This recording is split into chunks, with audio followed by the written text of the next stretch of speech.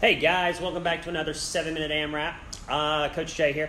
So, had a good conversation the other day about scaling or modifying a workout, and kind of wanted to share that conversation with you guys and kind of what the coach is thinking of.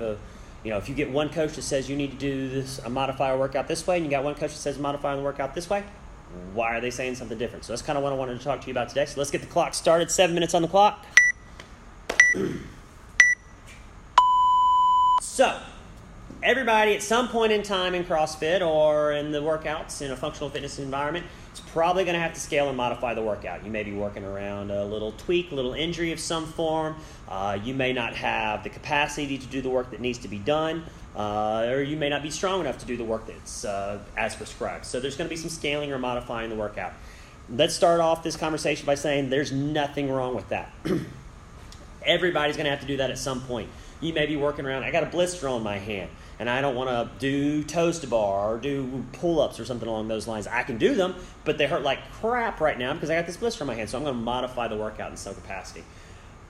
Today's workout, we have box jumps, fairly high box jumps, and fairly heavy clean complex. Well, maybe you're not strong enough to do the work that's prescribed, so maybe we have to drop the weights down a little bit. So scaling, modifying the workout is always acceptable. It's what needs to be done. You need to work at your capacity, at your fitness level, so that you get better tomorrow. The goal here on 9 out of 10 times, 99 out of 100 times, is to improve your fitness, improve your performance so that you're better than you were yesterday. We don't compete in here every day just to compete. Those are saved for competition days. So you need to be training for the most part in the gyms. Okay, so that's all that aside. Scaling's good. If you're doing a weightlifting movement, maybe you're not strong enough to do the work as it's prescribed. That's fairly easy, right? We just kind of drop the weight down. We don't load the bar as much. We get a smaller dumbbell or a smaller kettlebell. You don't put as much weight on for the deadlift, snatch, clean, and jerk. Use a smaller barbell, whatever happens to be. Maybe you're working on shoulders and one shoulder stronger than the other from an injury or something going on. So maybe we use dumbbells instead of a barbell so that we can get that independent movement. Modifying that kind of stuff is pretty easy. Gymnastics, on the other hand, gets a little more tricky as to how we're going to modify it. I wanted to talk pull-ups today because pull-ups are pretty much one of the first things everybody's going to have to modify when they walk into the gym, unless they walk in with a pull-up. So, lots of different ways to scale a pull-up. You can, we can talk kipping can be considered a scale. We're not going to get into that today. But if you don't have the capacity to pull yourself over the bar from a dead hang, to pull yourself over the bar, then we have a lot of different varieties. One of them is the band, right? We can get up there, we can put our foot in this band, hang onto the bar, pull yourself up. Maybe you're doing jumping pull-ups, maybe you're doing negatives, maybe you're doing ring rows. But why would I coach, myself as a coach, tell you one day I want you to do banded pull-ups, the next day I want you to do ring rows, and the next day I want you to do jumping negatives? Well, there's a very good reason for all of those different things, and all of them help in a different variety. Like a banded pull-up, you're going to have the most traction at the bottom of the pull-up, and it's going to pull you up the most. So it's not going to help you a whole lot at the bottom of the pull-up.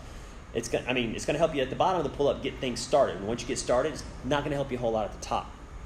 Jumping pull-up, on the other hand, you get a jump, right? But you got to finish the pull. So they're working different ends of the pull-up.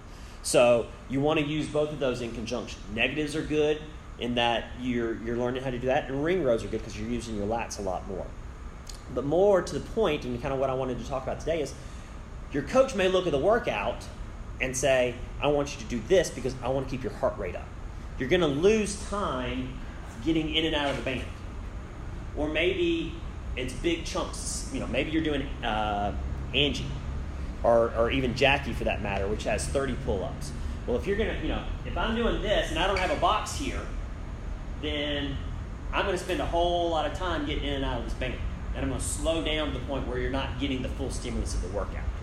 So maybe on Jackie or something along those lines, I'm going to be more inclined to put you on a jumping pull-up or a ring row so that you can keep the cycle time up. Because the whole point of that workout is get through it as fast as possible, high heart rate, go fast.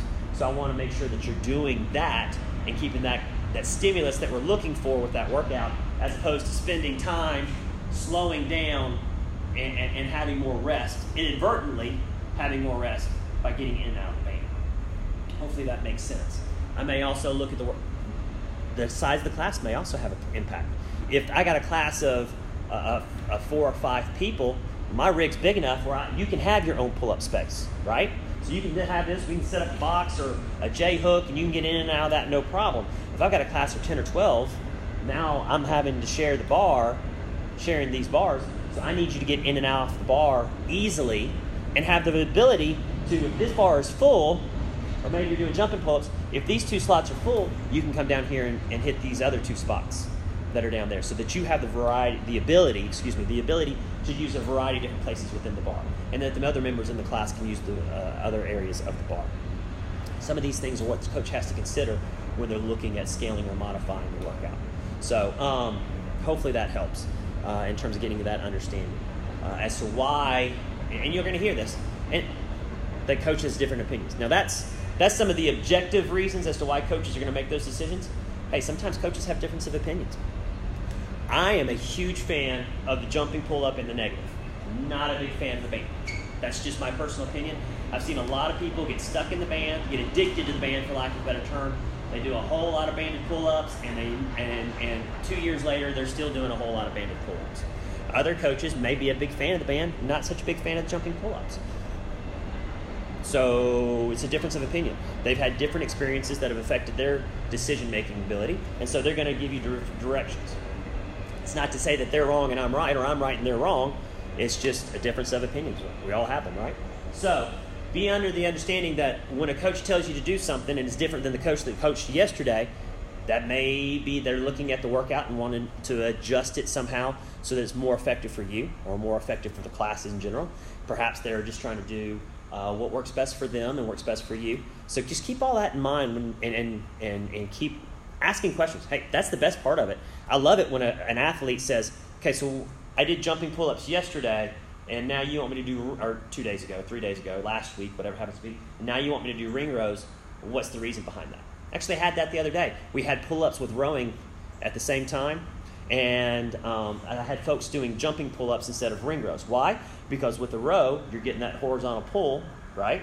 And with ring rows, you're getting a horizontal pull. So at that point, ring rows might have been the right scale for the pull-up, but it would have interfered with the row. So that all these are different reasons why we scale and modify workout differently. Ask your coach. That's the big key. Ask your coach. Have a great day.